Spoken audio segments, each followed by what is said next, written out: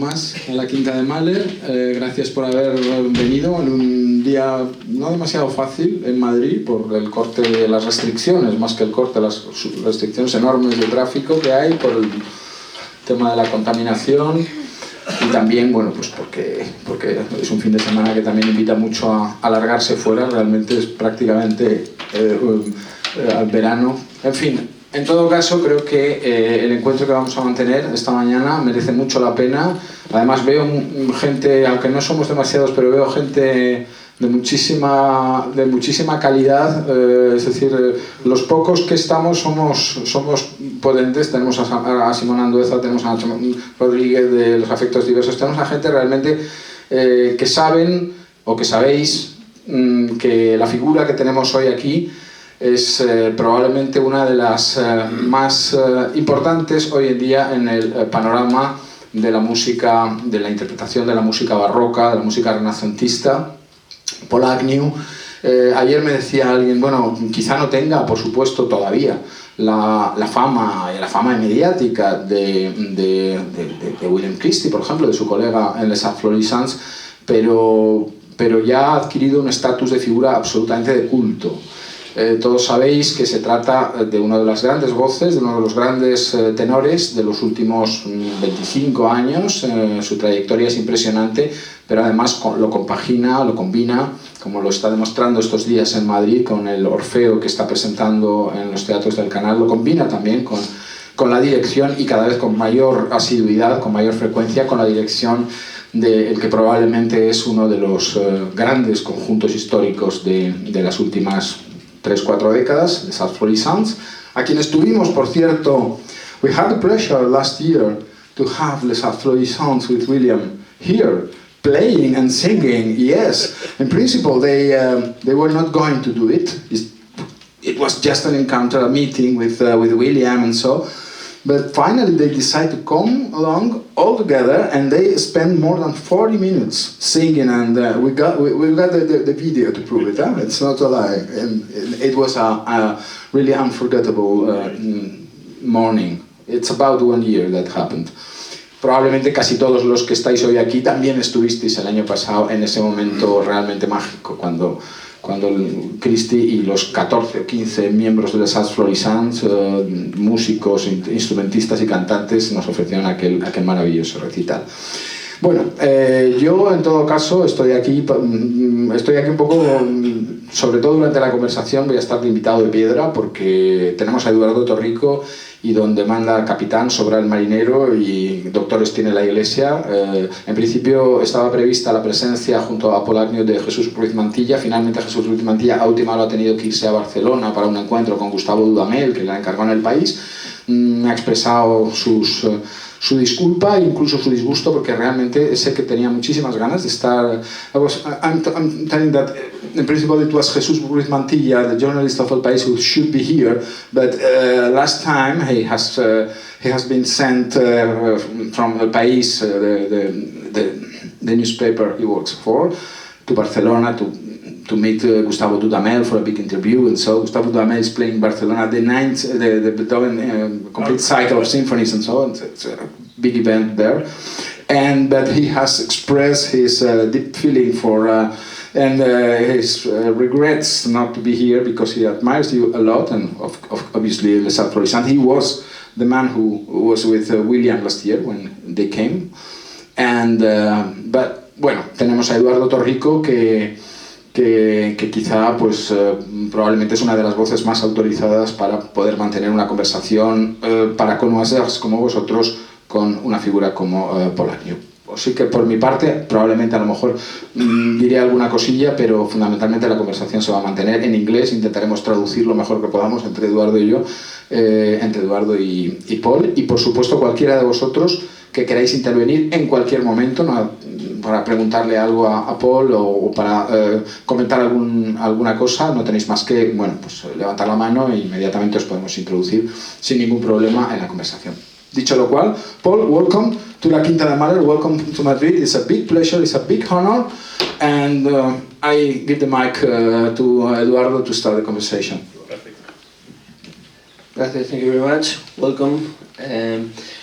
I would like to start speaking about your beginning as singer. You come from Scotland, but you study in Oxford in England. In fact, it's very, very curious that you have no Scottish accent for anything. You speak a perfect English, and it's fantastic because I have a lot of troubles to understand Scottish people. Me too. I suppose. And how was the idea of starting to sing? You arrived to Oxford with the idea of being a singer, or just you start singing there?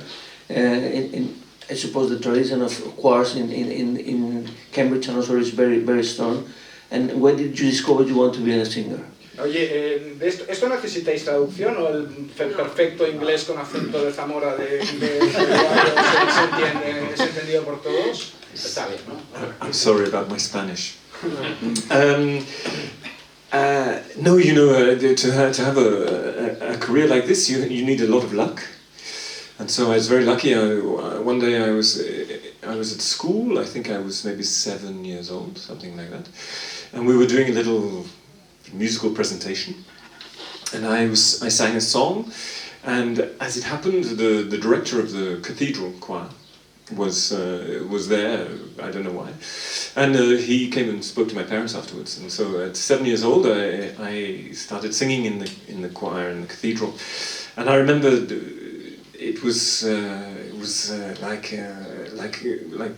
suddenly a light came on or the doors opened. Anyway, we used to rehearse in the evening, twice in the evenings in the week, and then we sing on Sundays. And on the days we rehearsed, I would just watch my watch, think, 5 minutes, only 5 minutes have gone by, no, it's still 3 hours until 2 hours. And I totally was in love with singing straight away when I was a young child. And I think since 7, I think I sang every day. So, and you went to Oxford to study music, or you did another career there in? No, it's a strange thing. Yes, I studied music at Oxford, the university, but there at Oxford it's completely academic. So you have no chance. I sang in the choir. I sang in the choir in Magdalen College, so I sang every day. But for my studies, it was entirely academic. So there was no opportunity to sing to have my degree. But that was fantastic. I studied a lot of Baroque music. I specialized in Baroque music, and of course, you know, in a place like Oxford, you meet an enormous number of incredibly talented people, and so we did many concerts as well. We did concerts every night, so I studied sometimes, and I sang a lot. And when did you start singing with Thalys Scholar, for instance? I suppose you did at the beginning a lot of Renaissance polyphony, most maybe than Baroque music. And how was this start with Thalys or other groups like Thalys? It's true, at the beginning of my career I did lots of ensembles. So I sang with the Thalys Scholars, I sang with Consort of Music, with Anthony O'Rourke and Emma Kirkby, and I sang Gothic Voices with Christopher Page. Each one of those groups, I think, taught me something different each time. I loved the medieval polyphony of Gothic Voices, and then Thalys Scholars. It was amazing to sing with a group that was so concentrated on tuning and the perfection of the sound, and that you know, of course we have a good reputation in England for choirs, but you know there's a whole new leap when you get to a group like the Thalys Scholars. It's their professionalism, their insistence, their determination on perfection was extraordinary. And then with the Consort of Music, I sang quite a lot of Monteverdi and a lot of other composers of the late Renaissance, very early Baroque, from Italy and from England. And again, that was a whole education to work with someone like Emma Kirkby, for whom I was I was an enormous fan of Emma, and so and that taught me a lot about text and a lot about listening, and it's a thing now, if you speak to Les Florissants, I try to tell them that the voice is not the most important muscle in our work. It's our ears. If we work with our ears, the voices work fine. The voices will always work. Nobody wakes up in the morning and thinks, I wonder if I can speak today. You wake up in the morning, you say good morning, and it works. And that's, the voices, once the voice is warmed up, it will work. But the ears, that's another way of thinking. We mustn't think about our voices, we must think about our ears. And Orfeo is very much about that. I don't conduct, and nobody conducts. And so everything is done with the ears. And if our ears are well tuned, it will be fine. But if we don't listen well, then we will have problems. Oye, yo creo que su inglés con acento es súper claro. No sé si alguno tenéis problema, por eso no estamos traduciendo, porque realmente es de una claridad, pero si hay alguien que... Si hay alguna cosa, si podía... que no entendéis, o alguien que levante la mano y lo traducimos, porque realmente... Traduce por el vídeo. Se puede subtitular algo. Sí. Bueno, seguimos entonces. At the time, the center of French music in Europe was England. You mentioned Anthony Rowley, you mentioned Emma Kirby, you mentioned Peter Phillips, Christopher Page. And how did you arrive to the Florissants?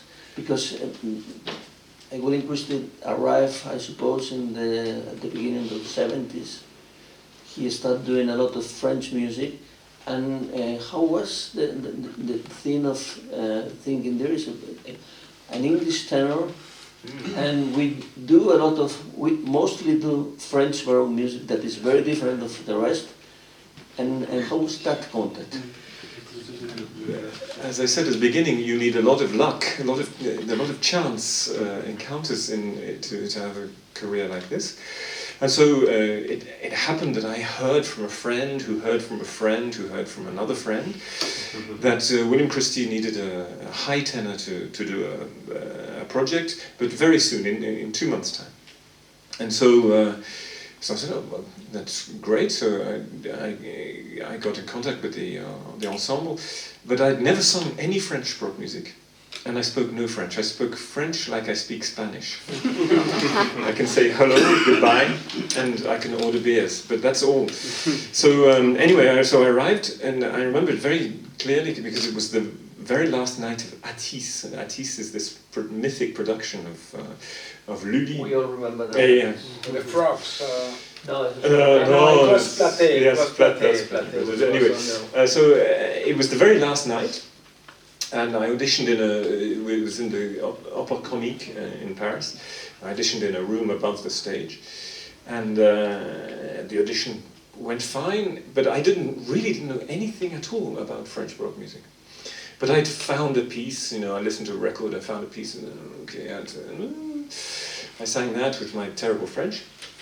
Anyway, happily, William has more imagination, and so he thought this is the right voice for this music, but he just doesn't know anything about this music. So I take him for the project, and it was one of the luckiest encounters of my life, I think, in that I found that I had the right voice to do this French Baroque music, but you had to meet the French Baroque music, to meet it at a good standard, someone who could really teach you about the style. And so that was an amazing encounter, and I did the project 2 months later, and then from then on, I never a season went by, I think, and it's nearly 25 years now that I work with Les Florissants, and I did a project, at least one project, and often many projects each year, and a lot of recordings, and I learned how to speak French, obviously, and I learned how to sing this very slightly strange Baroque music. It's very different from Italian, it's very different from the English tradition, very different from the German tradition. Very highly ornamented, very quite sentimental in some ways, in a positive way. An amazing music, and very quickly I found that I was singing big roles in this music and learning French at the same time. It was a crazy time, but a wonderful time. Well, we are not to record all the things you have done with Les Florissants. He mentioned recently Platé, that is a really another icon of the. Although it wasn't with Les Florissants. Oh, with Platé is with Minkowski. Minkowski. That's right. Sorry for that. So, and you said you've been for almost 25 years with Les Florissants. Since 4 or 5 years you're conducting a lot, mainly the choir. You started with the choir. You're not co-conducting with Gwen Christie, both the choir and the orchestra. You have done in last years the Monteverdi madrigals, and we are now here in Madrid to speak about Monteverdi. This is Monteverdi's years. You're doing probably the most well-known and probably the most important opera of Monteverdi, Orfeo. You've done it in Cologne, Vienna. Yes, we did it in Caen, in Vienne. Cracovia. No, not Cracovia. Katowice. Katowice. And Versailles. The Royal Opera in Versailles. And now here. And now here. And you started yesterday here in Madrid. And how was the representation? How did you feel the public in Los Teatros del Canal? It's not really for me to say how it went, but people seemed very happy. I loved it. I think the theatre is good. I think it's 800 seats is perfect, because my idea about Orfeo is something very intimate. I think that the story is an intimate story. It's fundamentally about love, much more than it's about a myth. It's about music, the power of music, and that combination with Orfeo and his love for Eurydice. And so it seems to me that it's two young people, Eurydice and Orfeo, and that power of attraction linked with the power of music. And of course the Orfeo myth is all about the power of music, the universality of music. And it's a very powerful piece, I think. What struck me last night was how incredibly quiet and concentrated the public was. It's amazing. We'd been in Versailles 2 days before. In Versailles, they were very happy at the end, but they just make so much noise. And here in Madrid, the concentration was fantastic, and of course that makes for wonderful atmosphere. You had a lot of luck. Yes. Yes. Okay, well, Yes. Anyway, it was fantastic. Es totalmente. And the public were very enthusiastic at the end, and it was great. Yeah, it was great fun. There are some people that was yesterday there at Teatros del Canal, but there is another people that couldn't go yesterday, maybe today. We have to explain which kind of Orfeo they're going to find if they go today, because you decide to do the original version of Orfeo, that one that Monteverdi did at the court of the Gonzagas in Mantua. Yes, when I approached the piece, it's very useful, of course. We did all the madrigals, all 8 books of madrigals over.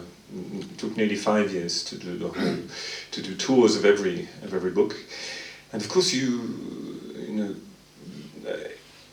when I was a singer, I always had very many questions. So when I was learning the piece, but I thought that's fine because I can always ask the conductor. So I'd arrive and then I asked the conductor, but when you're the director, then you have to have all the answers to all the questions. So I read many biographies I think all the biographies of Monteverdi and many articles and so on. Because I think it's essential to know about the context of the piece. And I think he uses the madrigals like a laboratory, whether it's conscious or unconscious, but he's so prepared in the first 5 books of madrigals that when he comes to Orfeo, it's less surprising that Orfeo is a masterpiece, because when you see what he does in the madrigals, you understand that Orfeo is a natural thing to happen. And so, yes, I did a lot of research about really what happened in 1607, because there are a few letters of people who attended the performance, and they say very clearly that the room is quite small. I don't think the room exists anymore. I think they changed the palace around, so now we have walls where we didn't have walls before. I don't think we can really see the room. But the room was small and thin. And it was the very first time that they presented, obviously, a piece like that in Mantua. The audience was, for the first performance, all men. For the second performance, with ladies, so much we know. And we know round about how many people he had in the ensemble that he directed, because he was the maestro da musica at Mantua, and so we know that he had a certain number of singers. And we know that he needed to get a few singers from elsewhere, particularly a castrato from Florence called Magni. So he with that in mind, knowing that the space is small, I couldn't imagine, it's impossible to imagine there's a chorus. And then when you read around, you find, in fact, that as you look at the roles, certain roles have exactly the same tessitura. For example, musica e Euridice have exactly the same tessitura. And then messaggera and speranza, exactly the same. And that makes us think that they were sung by the same person. And that means that if they were sung by the same person, then there were very few people on stage. And so if we have 10 people on stage, we can do the whole thing. And I believe that was what he did in 1607. So it means that everyone who sings the roles sings the ensembles as well, but that means the ensembles become madrigals. They're not choruses like we think of a chorus now. They're really ensemble pieces, and that makes, for me, it makes something very intimate. And that allows us, I think, to go into the intimacy of the musical language, which is also something which is quiet, which is intense, which is very highly expressive. You know, Monteverdi is an amazing person in the way in which he puts the text first. We don't often think about that, but it's the first composer who says that something else is more important than the music, even though he's the composer of the music. He says that the text must be the master of the music, and everything that I do in the music is for the text. So I amplify the emotions that I find in the text by the music. So it's like that we can hear and we understand the story by the text, but we understand what is going inside the person, the emotions of the person, by the tension of the music underneath. And that combination is amazing. And it lasts only for a very short time, because, of course, very quickly we understand that some singers are better than other singers, and then we have star singers, and then we have to have arias for the star singers, and then we lose that relationship, which is incredibly intense between text and music. It lasts for about 30 years. But in those 30 years, I think the marriage of text and music is perfect, and particularly in Orfeo, and of course in Ulisse and Coronazione, there's something extraordinary between the text and the music, and that's what we wanted to find. And I think in the intimacy of a production like Orfeo, where there are only 10 singers on stage, and we have the instrumentalists on stage as well, everyone is in costume, everyone plays from memory and so on. But it makes for something where we understand, I think, as closely as we can, the youth and the passions of everyone on stage. We understand that this is a small community of people around Orfeo and Euridice, and that they know very well this couple.